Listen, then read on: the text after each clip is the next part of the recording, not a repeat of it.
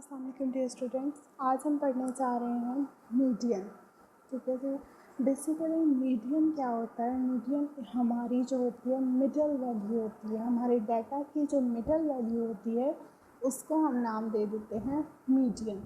सबसे पहले हम देखते हैं कि अगर हमारा डाटा जो है, हमारा जो डाटा है अगर वो अनग्रुप फॉर्म में है, ठीक है, तो उस दौरान हमारा मीडियन कैसा होगा और वो हम कैसे निकालेंगे। ठीक है जी। उसके बाद हम देखेंगे ग्रुप डाटा के लिए, उसके बाद हम इसकी प्रैक्टिस करेंगे, देन हम इसके एडवांटेजेस एंड डिसएडवांटेजेस डिस्कस करेंगे। सो फॉर अनग्रुप डाटा हम क्या करते हैं, हम डाटा को प्रॉपरली पहले अरेंज कर देते हैं। ठीक है जी। मीडियन चूँकि हमारी एक मिडल वैल्यू होती है, तो आप ये भी कह सकते हैं कि ये वो वैल्यू है जो डाटा को 2 इक्वल पार्ट्स में डिवाइड कर देती है। ठीक है, 50-50 कर देती है दोनों को, दोनों पार्ट्स में डाटा को 50-50% डिवाइड कर देती है। ठीक है, सबसे पहले हम क्या करेंगे, जब हमारा डाटा अनग्रुप होगा हम उसको अरेंज करेंगे प्रॉपरली। ठीक है, एक तरतीब से हम उसको लिख देंगे। उसके बाद हम क्या करेंगे, हम उस डाटा को काउंट करेंगे। ठीक है, नंबर जो होंगे हमारे डाटा के, नंबर जो हमारे मतलब वो आ रहे होंगे, ठीक है, कि कितने हमारी ऑब्जर्वेशंस है, नंबर ऑफ़ ऑब्जर्वेशंस, हम उसको काउंट करेंगे। अगर वो हमारी ऑब्जर्वेशंस जो आई हैं नंबर, वो ऑड फॉर्म में है, ठीक है, ऑड मतलब जो 2 के टेबल पे एग्जिस्ट नहीं करता। ठीक है, अगर वो ऑड फॉर्म में होती है तो फिर हम मीडियन कैसे निकालेंगे, हम मीडियन निकालेंगे उसकी मिडल वैल्यू से। फॉर एग्जांपल, अगर हमारी नंबर ऑफ़ ऑब्जर्वेशंस आई हैं 3, ठीक है, हमने 3 ऑब्जर्वेशंस की हैं, हमारा डाटा जो है उसमें 3 ऑब्जर्वेशंस हैं, तो हमारी जो मिडल वैल्यू होगी वो सेकंड वाली होगी। ठीक है, और अगर हमारी ऑब्जर्वेशंस आ रही हैं 5, ये भी चूँकि ऑड है, मतलब 1 2 3 4 5 ये हमारी ऑब्जर्वेशंस हैं, तो इसमें हमारी मोस्ट मिडल वैल्यू कौन सी आ रही है, 3, क्योंकि आप देखें 3 के राइट साइड पे भी 2 वैल्यूज़ एग्जिस्ट कर रही हैं, 4 एंड 5, लेफ़्ट साइड पे भी 2 वैल्यूज़ एग्जिस्ट कर रही हैं, 1 एंड 2। ठीक है जी, तो यहाँ पर हमारा जो मीडियन होगा वो 3 आ जाएगी। सही है। और अगर हमारा डाटा होता है इवन फॉर्म में, ठीक है, फिर हम क्या करेंगे, क्योंकि जैसे ये देखें एग्जांपल है जिसमें अब हमारे नंबर ऑफ़ ऑब्जर्वेशन 6 हैं, 1 2 3 4 5 6, तो इसमें हम कैसे निकालेंगे हमारा मीडियन। ठीक है, तो उस दौरान क्या होता है कि हम जो मोस्ट मिडल में 2 वैल्यूज़ जो आ रही होती हैं, पहले तो हमें एक ही आ रही थी, हमारा मैटर सॉल्व हो गया था, लेकिन जब 2 ऑब्जर्वेशंस आ रही हैं मिड में, ठीक है, तो उसको हम कैसे सॉल्व करेंगे, हम जो मिडल वाली 2 ऑब्जर्वेशंस होगी उनका एवरेज ले लेंगे। एवरेज कैसे लेते होते हैं, first observation plus second observation divided by 2। यहाँ पर हमारी फर्स्ट ऑब्जर्वेशन है 3, सेकंड है 4, उसको हम डिवाइड कर देंगे 2 पे, तो हमारा मीडियन आ जाएगा 3.5। इसी तरह कोई भी हमारी इवन ऑब्जर्वेशंस आएंगी तो हम उनको ऐसे एवरेज लेके मोस्ट सेंटर वाली जो होंगी, मोस्ट सेंटर्ड वैल्यूज़ जो होंगी उनका 2 वैल्यूज़, ठीक है, उनका हम एवरेज ले लेंगे, तो हमारा मीडियन आ जाएगा। और जब ऑड होगा तो सिंपली हमें सेंट्रल वैल्यू देखनी है जो डाटा को दोनों पार्ट्स में डिवाइड करी होगी। ठीक है जी, तो हमारा मीडियन आ जाएगा। ये एक जनरल सा इंट्रोडक्शन था। अब हम जाते हैं डेफिनेशन की तरफ। A median is defined as a value which divides the data set that have been ordered into 2 equal parts, one part comprising of observations greater than the other part smaller than it. So इसका क्या मतलब है, वो value जो data set को 2 equal parts में divide कर दे, ये बात आपको मैंने पहले बता दी। दूसरी बात, दैट हैव बीन ऑर्डर्ड, मतलब डाटा को आपने तरतीब से लिखना है, ये नहीं पहले 1 लिख दिया फिर 7 आ गया फिर 2 आ रहा है फिर 6 आ रहा है, प्रॉपर लिखने हैं, वैल्यूज़ प्रॉपर लिखनी है ताकि हमें सही मीडियन मिल सके। ठीक है जी, ऑर्डर्ड फॉर्म में लिखना है। उसका अगला पार्ट क्या आ रहा है, इनटू 2 इक्वल पार्ट्स। ठीक है जी, one part comprising of observations greater than the other part smaller than it. इस बात का क्या मतलब है, वो कह रहे हैं कि जहाँ पर मीडियन आता है, जब मीडियन जब 2 पार्ट्स को डिवाइड कर रहा होता है तो उसके एक तरफ जो पार्ट होता है, उसका एक पार्ट जो होता है उसकी ऑब्जर्वेशंस होती हैं वो ग्रेटर होती हैं। ठीक है। और जो दूसरे पार्ट वाली ऑब्जर्वेशन होती हैं वो स्मॉलर होती हैं। मतलब हमने जो ऊपर एग्जांपल डिस्कस की थी 1 2 3 4 5 वाली, मीडियन हमारा 3 है, ठीक है। तो आप देखेंगे कि एक तरफ वाला जो पार्ट है उसकी ऑब्जर्वेशंस हैं 1 और 2, ठीक है। लेफ़्ट साइड है 1 और 2, राइट साइड है 4 और 5, ठीक है जी। तो हमारी जो 1 और 2 वाली ऑब्जर्वेशंस हैं वो स्मॉलर हैं, ठीक है। 1 2 नंबर जो है वो छोटा होता है एज़ कम्पेयर टू 4 और 5, ठीक है जी। 1 2 वाली ऑब्जर्वेशंस स्मॉलर हैं एज़ कम्पेयर टू 4 और 5। इसी तरह अगर हम उसमें देखें सेकंड एग्जांपल में 1 2 3 4 5 6, तो इसमें 1 2 जो है 3 4 अगर हमारे सेंट्रल मिडल आ रहा है तो इसमें 5 6 ऑब्जर्वेशन लार्जर है, 1 2 ऑब्जर्वेशन जो है वो स्मॉलर है, ठीक है जी। मतलब कि हमारा जो मीडियन होता है वो पार्ट्स को ऐसे डिवाइड करता है कि दोनों पार्ट्स जो होते हैं वो इक्वल होते हैं, उनमें नंबर जो होते हैं ऑब्जर्वेशंस के वो इक्वल होते हैं, ठीक है। दोनों तरफ दो दो ऑब्जर्वेशंस आ रही हैं, ऊपर दोनों की एग्जांपल्स हैं, ठीक है। और दूसरी बात डाटा ऑर्डर फॉर्म में होता है। एंड थर्ड वन कि डाटा जो होता है एक तरफ स्मॉलर ऑब्जर्वेशन होती हैं और एक तरफ लार्जर ऑब्जर्वेशन होती हैं, ठीक है जी। एक और डेफिनेशन है, a median is a value at और below which 50% of the ordered data lie, ठीक है जी। वो वैल्यू होती है जिस पर या जिससे नीचे, मतलब ऊपर नीचे देखें दोनों तरफ हमारा 50-50% डाटा लाई कर रहा होता है, ठीक है जी। वो डाटा को 50-50 पार्ट्स में डिवाइड कर देती है। नेक्स्ट क्या है, thus the sample median of n observations x1 x2 x3 up to xn when arranged in ordered form smallest to largest is the middle value of n। वो कह रहे हैं अगर इस तरह हमारी 1 से लेकर n तक, n मतलब कोई भी नंबर, ठीक है, जहाँ तक आपकी ऑब्जर्वेशंस जा रही हैं वहाँ तक का नंबर, तो वो कह रहे हैं कि अगर n तक हमने ऑब्जर्वेशन लिए, फॉर एग्जांपल हमने 10 ऑब्जर्वेशंस लिए तो हमारे n की वैल्यू क्या होगी 10। तो कह रहे हैं जब इस तरह 10 तक आपने ऑब्जर्वेशंस ले ली, फिर उसके बाद क्या किया, आपने उसको ऑर्डर फॉर्म में अरेंज कर दिया स्मॉलेस्ट से लार्जेस्ट की तरफ, मतलब 1 2 3 4 5 6 7 8 9 10 इस तरह। और उसके बाद जो हम जो हमारा मीडियन आना है वो कैसे आएगा, ठीक है। वो हम क्या करेंगे कि 10 का जो हमारा मिडल आएगा, मिडल मतलब हमने वो ले आना है। अब 10 चूँकि यहाँ पे इवन है तो हमने इवन वैल्यूज़ के लिए क्या करना था, एवरेज लेना था, ठीक है। हम यहाँ पर एवरेज निकालेंगे तो हमारा जो मिडल आएगा, जो हमारा एवरेज आएगा वो हमारा मीडियन हो जाएगा। मतलब कोई भी आपके नंबर ऑफ़ ऑब्जर्वेशन है जितनी भी ज़्यादा हैं, उस अगर वो इवन है तो आप मिडल वैल्यूज़ का एवरेज ले लेंगे, ठीक है। अगर वो ऑड है तो आप जस्ट मिडल वैल्यू ले लेंगे, तो वो आपकी मीडियन होगी। देन हम डिस्कस करते हैं मीडियन फॉर ग्रुप डाटा। उसके लिए हमारे पास फार्मूला होता है। सबसे पहले हम उसको डिनोट कैसे करते हैं, हम इसको शो करते हैं मीडियन को एक्स के ऊपर लाइट सी है, आपको एक लाइन शो हो रही है, ठीक है। ये हम लाइन लगाते हैं, एक ये टेढ़ी सी लाइन है, आपने सीधी नहीं लगानी, बार लाइन जो है वो मीन को शो करती है, ठीक है, ये मीन नहीं है। तो इसके ऊपर ये एक्स के ऊपर ये लाइन के ऊपर जो डिफरेंस आ रहा है ये इसको आपने नोट करना है और ये इसी तरह ड्रॉ करनी है, ये मीडियन को शो करती है, ठीक है जी। इसके ऊपर क्या आ जाता है, उसके बाद फार्मूला है L + H/F multiply by n divided by 2 - c, ठीक है। यहाँ पर हमारे पास जो स्मॉल n आ रहा है वो हमारे पास सिग्मा ऑफ फ्रिक्वेंसी है, मतलब सम ऑफ ऑल फ्रिक्वेंसीज। h हमारी विड्थ है क्लास बाउंड्री की, मतलब हमारी क्लास बाउंड्रीज का आपस में डिस्टेंस, ठीक है। लोअर और अपर का आपस में जो डिस्टेंस होता है वो हमारे पास h होता है।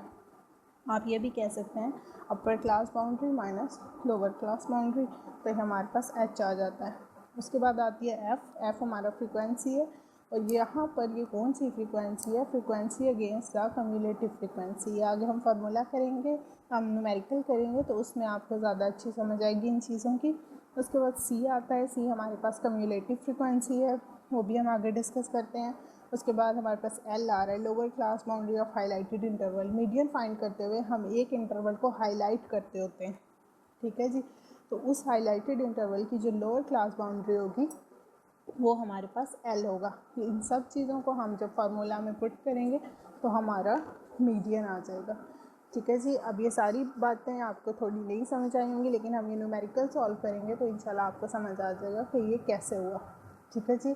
हमारे पास क्वेश्चन है, find the median the quartiles and 8 decides for the distribution of examinations marks given below. यहाँ पर अभी हम क्वार्टाइल्स नहीं डिस्कस करेंगे, वो इंशाल्लाह हम नेक्स्ट लेक्चर में करेंगे। ठीक है जी। इस क्वेश्चन में अभी जस्ट हम मीडियन फाइंड आउट करेंगे। ये जो ऊपर क्वेश्चन में क्वार्टाइल्स लिखा हुआ है, इसका मैंने बताया कि ये हम इंशाल्लाह नेक्स्ट लेक्चर में करेंगे, तो इसको अभी आपने देख के नहीं परेशान होना। उसके बाद है जी हम क्वेश्चन सॉल्व करने लगे। हमारे पास जो डाटा था वो मैंने यहाँ क्वेश्चन में शो नहीं किया, वो हमने डायरेक्ट, उन्होंने हमें मार्क्स दिए थे इंटरवल्स, तो जो हमने टेबल बना दिया। ठीक है जी। ये इंटरवल्स कैसे बनाने हैं ये हम पिछले लेक्चर में डिस्कस कर चुके हैं ऑलरेडी। ठीक है जी। उसके बाद 30 to 39 ये हमने इंटरवल्स बना लिए, 40 to 49।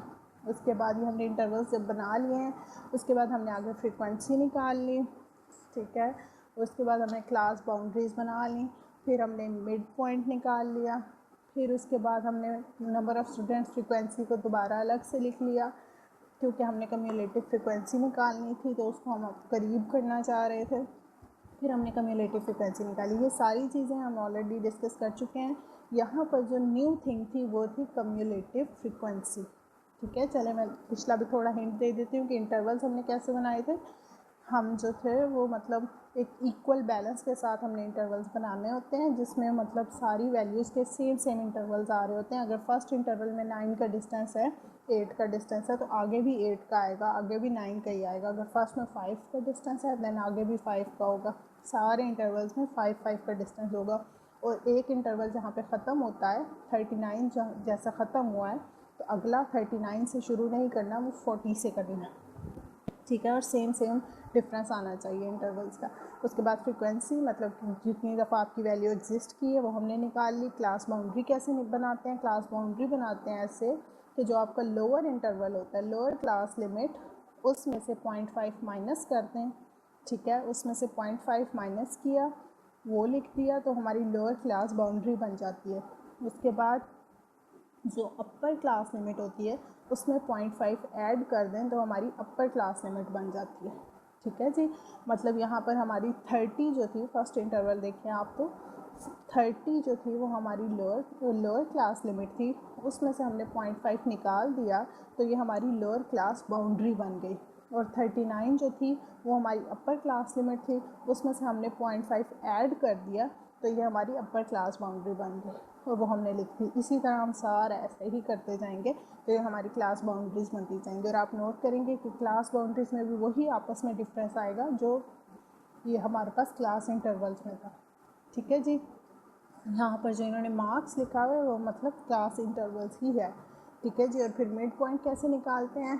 क्लास इंटरवल्स का एवरेज लेके। एवरेज कैसे लेते हैं? 30 + 39 डिवाइडेड बाई 2, तो ये हमारे पास आता है मिड पॉइंट 34.5। इसी तरह बाकी भी करते हैं। ठीक है जी। अब हम बात करते हैं कि हमने ये कम्युलेटिव फ्रिक्वेंसी कैसे बनानी है, जो यहाँ पर न्यू थिंग है। तो कम्युलेटिव फ्रिक्वेंसी कैसे बनाते हैं कि ये फर्स्ट फ्रिक्वेंसी जो होती है उसको आप एज इट इज़ आगे लिख देते हैं। ठीक है जी। वो आपकी सेम वही होती है कम्युलेटिव फ्रिक्वेंसी। उसके बाद क्या करते हैं, जो सेकंड फ्रिक्वेंसी होती है उसमें जब आप फर्स्ट कम्युलेटिव फ्रिक्वेंसी को ऐड कर देते हैं, ठीक है, फर्स्ट कम्युलेटिव फ्रिक्वेंसी 8 थी और सेकंड हमारे पास सिंपल फ्रिक्वेंसी 87 थी। हमने 8 + 87 किया तो हमारा आंसर आ गया है 95। ये 95 जो है ये कम्युलेटिव फ्रिक्वेंसी है। ठीक है। इसके बाद क्या करेंगे, थर्ड फ्रीक्वेंसी है हमारे पास 190, उसमें हम 95 को प्लस कर देंगे। Second cumulative frequency plus third simple frequency is equal to fourth cumulative frequency, जो कि आ जाएगी 285। इसी तरह 285 में 304 ऐड कर देंगे, जो अगली सिंपल फ्रीक्वेंसी है तो 589 आ जाएगी। 589 में 211 प्लस करेंगे तो 800 आ रहा है। 800 में 85 प्लस करेंगे 885। 885 में 20 प्लस करेंगे तो 905। ठीक है जी। ये हमारे पास क्या होता है, कम्युलेटिव फ्रिक्वेंसी आ जाती है। ठीक है जी। उसके बाद आप नोट करेंगे कि ये जो कम्युलेटिव फ्रिक्वेंसी का आखिरी आता है, लास्ट कम्युलेटिव फ्रिक्वेंसी जो होती है, ये सम ऑफ ऑल फ्रिक्वेंसीज़ के इक्वल होती है। अगर हम फ्रीक्वेंसीज जो सिंपल फ्रीक्वेंसी है हमारी ये सारी आई हुई हैं, इन सब को अगर हम आपस में ऐड करते हैं तो हमारा आंसर आता है 905। और अब अगर आप देखें कम्युलेटिव फ्रीक्वेंसी की तरफ तो उसका जो लास्ट है वो भी 905 आ रहा है। तो ये दोनों आपस में बिल्कुल सेम है, ठीक है जी। उसके बाद ये सिग्मा एफ जो है इसको हम एन से भी डिनोट कर देते हैं। यहाँ पर इस फार्मूला में हम फिर से जो हमारे पास सम ऑफ फ्रीक्वेंसी है उसको हमने एन से ही शो किया हुआ है, ठीक है जी। उसके बाद क्या है, मीडियन, चूँकि हमें पता है कि ये मिडल वैल्यू होती है, ये डाटा को 2 पार्ट्स में डिवाइड करती है, 2 पार्ट्स में, ठीक है। इसकी वजह से हम क्या करेंगे, एन को 2 पे डिवाइड कर देंगे, ठीक है जी। जो जितने नंबर ऑफ पार्ट्स होंगे हमारे डाटा के, कोई चीज़ डाटा को जितने पार्ट्स में डिवाइड कर देती है, ठीक है, हम उतने पार्ट्स पे एन को डिवाइड कर देंगे। आगे हम जब क्वार्टाइल्स, परसेंटाइल्स और डिसाइड्स पढ़ेंगे तो उनमें आपको इस बात की ओर समझ आएगी, क्योंकि उनमें हम 2 नहीं लेते, उनमें हम और डिजिट्स लेते हैं, क्योंकि वो डाटा को और तरीके से डिवाइड करते हैं। मीडियन डाटा को 2 पार्ट्स में डिवाइड करता है, तो इस वजह से यहाँ पर हमने 2 लिया। अब यहाँ पर हमारा n आया था 905, जब 905 को हम डिवाइडेड बाई 2 करेंगे तो वो 452.5 आ जाता है। अब हम देखेंगे कि ये जो 452.5 आया ये हमारी कम्युलेटिव फ्रिक्वेंसी की किस रो में एग्जिस्ट कर रहा है, ठीक है। तो आप देखेंगे 452.5 कम्युलेटिव फ्रिक्वेंसी की हमारे पास जो यहाँ पर फोर्थ और फिफ्थ लाइन, सॉरी थर्ड और फोर्थ लाइन 285 से लेकर 589 तक कम्युलेटिव फ्रिक्वेंसी आप देखें थर्ड और फोर्थ में 285 और 589 है। इन दोनों के दरमियान कहीं ना कहीं ये वैल्यू आती है 452.5, मतलब कि हमारी ये वैल्यू इन दोनों लाइंस के आपस में एग्जिस्ट कर रही है, ठीक है। जब हमने ये देख लिया उसके बाद हम देखते हैं कि ये दोनों नंबर्स जो हमने देखे हैं, जो हमारा रिज़ल्ट आया था 452.5, ये इन दोनों में से किसके सबसे ज़्यादा करीब है, मोस्ट क्लोज ये किसके है, ठीक है। मतलब हम डिफरेंस देखते हैं, अगर हम देखें 452.5 माइनस 285 और साथ हम देखेंगे कि 589 माइनस 452.5, तो जिसका आंसर कम आएगा, ठीक है, तो हम देखते हैं कि 589 माइनस 452 का आंसर कम आ रहा है, ठीक है। तो जिसके वो ज़्यादा करीब आ रहा है, हम वो वाली जो हमारी इंटरवल होगा, वो जो हमारी रो होगी, उसको हम हाईलाइट कर देंगे। हमने पीछे डिस्कस किया था हाईलाइटेड रो, तो वो ये थी कि हाईलाइट कैसे करना है, ठीक है जी। n डिवाइडेड बाई 2 करेंगे, पहले हम n निकालेंगे, फिर n डिवाइडेड बाई 2 करेंगे, जो वैल्यू आएगी हम कम्युलेटिव फ्रिक्वेंसी में ढूंढेंगे कि ये वैल्यू कहाँ एग्जिस्ट करी और जिन दो रोज़ के दरमियान एग्जिस्ट करी होगी, जिसके मोस्ट क्लोज होगी, हम उस रो को हाईलाइट कर देंगे, ठीक है। नो मैटर वो अपर रो हो या लोअर रो हो, वो जोन सी भी रो होगी हमने उसको हाईलाइट कर देना। अगर वो 285 के ज़्यादा करीब आ रही थी तो हम 285 को कर देंगे, ठीक है, लेकिन यहाँ पर वो 589 के ज़्यादा करीब है तो हम 589 को करेंगे, ठीक है जी। उसके बाद हम क्या करेंगे, now according to highlighted line we put the values in formula, हम फार्मूला में वैल्यूज़ पुट करेंगे, but cumulative frequency is put from the lines upper to highlighted one.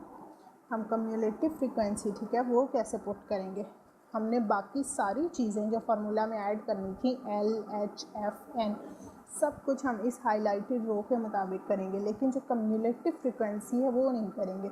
अभी हम देखते हैं फार्मूला में पहले बाकी सब कुछ पुट करते हैं। एल हमने कहा था लोअर क्लास इंटरवल, ठीक है, sorry lower class boundary, lower class boundary हमने कही थी। तो यहाँ पर आप देखें ये जो हाईलाइटेड क्लास है इसमें लोअर क्लास बाउंड्री क्या आ रही है 59.5 और अपर है 69.5। हमें लोअर चाहिए, हमने एल की जगह पुट कर दिया 59.5, ठीक है जी। उसके बाद एच आता है, एच हमने कहा था विड्थ ऑफ क्लास बाउंड्री, ठीक है जी। विड्थ ऑफ क्लास बाउंड्री मतलब कि हमने क्या करना है, क्लास बाउंड्री की विड्थ है, क्या करना है कि क्लास बाउंड्री जो अपर और लोअर है, ठीक है, उन दोनों को आपस में माइनस करना है। यहाँ पर लोअर क्लास बाउंड्री है 59.5, अपर क्लास बाउंड्री है 69.5, ठीक है। तो आप क्या करेंगे 69.5 माइनस 59.5, ठीक है। इस तरह भी कर सकते हैं और इस तरह भी कर सकते हैं कि हमारे जो क्लास इंटरवल्स हैं, ठीक है, उनका हम इस तरह देख लें कि जिस तरह यहाँ पर ये 30 और 40, ये ज़्यादा सिंपल वे है, वो ज़रा कंफ्यूजिंग था जो मैंने पहले बताया। आप सेकंड वाले पे फोकस करें कि ये जो हमारे क्लास इंटरवल्स होते हैं आपस में जो लिखे हुए हैं हमने ऊपर नीचे, इन दोनों का आपस में हम डिफरेंस देखें तो 30, ठीक है, 40 माइनस 30, ठीक है, इन दोनों का आपस में माइनस करें तो हम 10 का डिस्टेंस आ रहा है, ठीक है। इसी तरह आगे 50 माइनस 40 करें तो वो 10 का डिस्टेंस आ रहा है। इन दोनों की आपस में जो हाइट आ रही है, ठीक है, हाइट आ रही है जो इस तरह इंटरवल्स की आपस में जब आ रही होती है, जब एक इंटरवल से सेकंड इंटरवल आता है या फिर एक बाउंड्री से सेकंड बाउंड्री आती है, तो उनके दरमियान की जो हाइट होती है वो हम देखते हैं। जिस तरह अगर हम क्लास बाउंड्री की तरफ आएँ तो 39.5 माइनस 29.5, ठीक है, इसमें हाईलाइटेड क्लास मैटर नहीं करती, ठीक है। ये एच फाइंड आउट करते हुए हाईलाइटेड क्लास मैटर नहीं करती क्योंकि ये distance through out the table, through out the calculation same होता है, ठीक है जी। तो आप ये कहीं से भी फाइंड आउट कर सकते हैं, ज़रूरी नहीं है कि आप हाईलाइटेड क्लास में ही करें। और अगर आप करते भी हैं 50 माइनस 60, जिस तरह 60 हमारा हाईलाइटेड में है तो 60 माइनस 50 करेंगे तो ये हमारे पास 10 आ जाता है, तो एच हमारा आ गया 10, ठीक है जी। उसके बाद एफ़ आ जाता है। एफ़ हमारी हाईलाइटेड क्लास की फ्रीक्वेंसी है 304, सही हो गया। उसके बाद एन, एन हमने कहा एन डिवाइडेड बाई 2, हम ऑलरेडी फाइंड आउट कर चुके हैं। अगर हम नहीं भी अब डायरेक्ट भी लिखें, वो मतलब आप वैसे भी लिखना चाहिए, एन हमारा 905 है, उसको हमने डिवाइडेड बाई 2 कर दें तो हमारा आंसर आ जाता है 452.5। ये ऑलरेडी हम कैलकुलेट कर चुके थे तो हमने डायरेक्ट ही लिख दिया। उसके बाद आती है कम्युलेटिव फ्रिक्वेंसी सी, के वो हमने कैसे पुट की। कम्युलेटिव फ्रिक्वेंसी कभी भी हाईलाइटेड क्लास की नहीं पुट की जाती फार्मूला में, ठीक है। इस मीडियम के फार्मूला में हाईलाइटेड क्लास की कम्युलेटिव फ्रिक्वेंसी नहीं पुट की जाएगी। हाईलाइटेड क्लास से जो ऊपर वाली क्लास है, ठीक है, उससे जो अबव क्लास होती है उसकी जो कम्युलेटिव फ्रिक्वेंसी होती है इस फार्मूला में सी की जगह पे वो पुट की जाती है। जैसे कि हमने देखा कि हमारी जो हाईलाइटेड क्लास थी उसकी कम्युलेटिव फ्रिक्वेंसी थी 589, ठीक है जी। तो हमने जो हमारी उससे ऊपर वाली क्लास थी उसकी कम्युलेटिव फ्रिक्वेंसी थी 285, तो हमने 589 की बजाय 285 सी की जगह पे पुट कर दी। उसके बाद हम सारा फार्मूला सॉल्व करेंगे, 452.5 माइनस 285 करेंगे तो आंसर आ रहा है 167.5। उसके बाद क्या करना है, ये स्टेप भी इम्पॉर्टेंट है, आपने इसके बाद एच के साथ मल्टीप्लाई करवाना है सबसे पहले, ठीक है। एच हमारा 10 है, उसके साथ जब आप मल्टीप्लाई करवाएंगे तो 1675 आ जाएगा। अगर आप ऐसा नहीं करवाते, आप पहले डिवीजन और उधर एडिशन करवा देंगे तो आपका आंसर गलत आएगा, ठीक है। पहले आपने एच को, ये ब्रैकेट वाली जो भी आंसर आएगा उसके साथ मल्टीप्लाई करवाना है। जब आप करवाएंगे क्योंकि ये जो वैल्यू आ रही है एन डिवाइडेड बाई 2 माइनस सी, ये सिर्फ एच के साथ मल्टीप्लाई हो रही है, ठीक है। तो आप जब इन दोनों को आपस में मल्टीप्लाई करेंगे तो 1675 आंसर आ रहा है, फिर हम उसको 304 से डिवाइड कर देंगे, फिर उसमें 5.5 आ रहा है, फिर हम उसको ऐड कर देंगे 59.5 में, तो हमारा मीडियन आ जाएगा 65। सो that's all about the median. But इसके हम एडवांटेजेस और डिसएडवांटेजेस भी डिस्कस करते हैं थोड़े से, ठीक है जी। एडवांटेजेस जो होता है वो ये है कि ये इजीली कैलकुलेट किया जा सकता है, अंडरस्टैंडेबल है। उसके बाद क्या होता है, it is calculated even when the values are not capable of qualitative measurement. जो वैल्यूज़ में हमारी क्वालिटेटिव मेजरमेंट नहीं होती, हमें जस्ट क्वान्टिटीज़ में डाटा दिया जाता है, नंबर्स में डाटा दिया जाता है, हम तब भी कैलकुलेट कर लेते हैं, ठीक है जी। उसके बाद आता है it is not affected by extreme values, जिससे हमने देखा था मीन एक्सट्रीम वैल्यूज़ से अफेक्ट होता है। इसमें कोई ऐसा ख़ास नहीं होता, इसमें ज़्यादा वैल्यूज़ बड़ी भी आते हैं तो इसको कोई ख़ास फ़र्क नहीं पड़ता। It can be computed when a frequency distribution involves open end classes. Open end classes means जिन क्लासेस के एंड्स नहीं होते, ठीक है, like those of income and prices, मतलब कि जो ज़्यादा सारी होती हैं कि जिनके जिस तरह इनकम वगैरह प्राइसेस वगैरह इनके ओपन एंड क्लासेस होती हैं, ठीक है, तो उनमें भी हम जो है फ्रिक्वेंसी डिस्ट्रीब्यूशन को फाइंड आउट कर सकते हैं। स्क्यूड मीन्स जिसमें हमारी जो पोजीशन होती है, जो वैल्यूज़ होती है वो बार बार चेंज होती जाती हैं, ठीक है जी। मतलब कि अगर हमारी वैल्यूज़ ज़्यादा हो जाती हैं, चेंज आ जाती हैं, उनमें एकदम से फ़र्क आ जाता है, तो उस दौरान भी मीडियन को कोई ख़ास फ़र्क नहीं पड़ता, ये आसानी से फाइंड आउट किया जा सकता है, ठीक है जी। उसके बाद हम इसके डिसएडवांटेजेस देखते हैं। It is not rigorously defined. Rigorously means accurately, मतलब इसकी एक प्रॉपर कोई डेफिनेशन नहीं बन पाती। ठीक है जी। सेकंड आ जाता है कि इसमें स्टैटिस्टिकल ट्रीटमेंट्स वगैरह अप्लाई करना थोड़ा मुश्किल है। ठीक है जी। उसके बाद हमारे पास आता है कि अगर हमारा डाटा ज़्यादा हो जाता है, ठीक है, थर्ड वन है कि अगर हमारा डाटा ज़्यादा है तो उसको सॉल्व करते हुए बहुत ज़्यादा टाइम लेते हैं। जैसे कि हमने पीछे देखा, हमारा जो न्यूमेरिकल था उसमें हमने मीडियन फाइंड आउट करते हुए काफ़ी ज़्यादा हमें उल्टी सीधी कैलकुलेशंस करनी पड़ी हैं, कहाँ से कहाँ, और फिर वो कम्युलेटिव से अपर क्लास। तो आप देखेंगे मतलब इसमें एरर चांस भी ज़्यादा हो जाता है। सही है। तो ये हमारे पास आ जाता है कि इसके डिसएडवांटेजेस हैं, ये टाइम भी ज़्यादा लेता है। ठीक है जी। So that's all about hmm median for group data, ungroup data, advantages, disadvantages. I hope आपको अच्छी समझ आई हुई होगी। Thank you so much and अल्लाह हाफिज़। स्क्यूड मीन्स जिसमें हमारी जो पोजीशन होती है, जो वैल्यूज़ होती है, वो बार बार चेंज होती जाती हैं। ठीक है जी। मतलब कि अगर हमारी वैल्यूज़ ज़्यादा हो जाती हैं, चेंज आ जाती हैं, उनमें एकदम से फ़र्क आ जाता है, तो उस दौरान भी मीडियन को कोई ख़ास फ़र्क नहीं पड़ता, ये आसानी से फाइंड आउट किया जा सकता है। ठीक है जी। उसके बाद हम इसके डिसएडवांटेजेस देखते हैं। It is not rigorously defined. Rigorously means accurately, मतलब इसकी एक प्रॉपर कोई डेफिनेशन नहीं बन पाती। ठीक है जी। सेकंड आ जाता है कि इसमें स्टैटिस्टिकल ट्रीटमेंट्स वगैरह अप्लाई करना थोड़ा मुश्किल है। ठीक है जी। उसके बाद हमारे पास आता है कि अगर हमारा डाटा ज़्यादा हो जाता है, ठीक है, थर्ड वन है कि अगर हमारा डाटा ज़्यादा है तो उसको सॉल्व करते हुए बहुत ज़्यादा टाइम लेते हैं। जैसे कि हमने पीछे देखा, हमारा जो न्यूमेरिकल था उसमें हमने मीडियन फाइंड आउट करते हुए काफ़ी ज़्यादा हमें उल्टी सीधी कैलकुलेशंस करनी पड़ी हैं, कहाँ से कहाँ, और फिर वो कम्युलेटिव से अपर क्लास।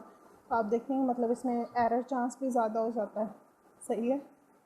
तो ये हमारे पास आ जाता है कि इसके डिसएडवांटेजेस हैं, ये टाइम भी ज़्यादा लेता है। ठीक है जी। So that's all about hmm median for group data, ungroup data, advantages, disadvantages. I hope आपको अच्छी समझ आई हुई होगी। Thank you so much and अल्लाह हाफिज़। स्क्यूड मीन्स जिसमें हमारी जो पोजीशन होती है, जो वैल्यूज़ होती है, वो बार बार चेंज होती जाती हैं। ठीक है जी। मतलब कि अगर हमारी वैल्यूज़ ज़्यादा हो जाती हैं, चेंज आ जाती हैं, उनमें एकदम से फ़र्क आ जाता है, तो उस दौरान भी मीडियन को कोई ख़ास फ़र्क नहीं पड़ता, ये आसानी से फाइंड आउट किया जा सकता है। ठीक है जी। उसके बाद हम इसके डिसएडवांटेजेस देखते हैं। It is not rigorously defined. Rigorously means accurately, मतलब इसकी एक प्रॉपर कोई डेफिनेशन नहीं बन पाती। ठीक है जी। सेकंड आ जाता है कि इसमें स्टैटिस्टिकल ट्रीटमेंट्स वगैरह अप्लाई करना थोड़ा मुश्किल है। ठीक है जी। उसके बाद हमारे पास आता है कि अगर हमारा डाटा ज़्यादा हो जाता है, ठीक है, थर्ड वन है कि अगर हमारा डाटा ज़्यादा है तो उसको सॉल्व करते हुए बहुत ज़्यादा टाइम लेते हैं। जैसे कि हमने पीछे देखा, हमारा जो न्यूमेरिकल था उसमें हमने मीडियन फाइंड आउट करते हुए काफ़ी ज़्यादा हमें उल्टी सीधी कैलकुलेशंस करनी पड़ी हैं, कहाँ से कहाँ, और फिर वो कम्युलेटिव से अपर क्लास। तो आप देखेंगे मतलब इसमें एरर चांस भी ज़्यादा हो जाता है। सही है। तो ये हमारे पास आ जाता है कि इसके डिसएडवांटेजेस हैं, ये टाइम भी ज़्यादा लेता है। ठीक है जी। So that's all about hmm median for group data, ungroup data, advantages, disadvantages. I hope आपको अच्छी समझ आई हुई होगी। Thank you so much and अल्लाह हाफिज़। स्क्यूड मीन्स जिसमें हमारी जो पोजीशन होती है, जो वैल्यूज़ होती है, वो बार बार चेंज होती जाती हैं। ठीक है जी। मतलब कि अगर हमारी वैल्यूज़ ज़्यादा हो जाती हैं, चेंज आ जाती हैं, उनमें एकदम से फ़र्क आ जाता है, तो उस दौरान भी मीडियन को कोई ख़ास फ़र्क नहीं पड़ता, ये आसानी से फाइंड आउट किया जा सकता है।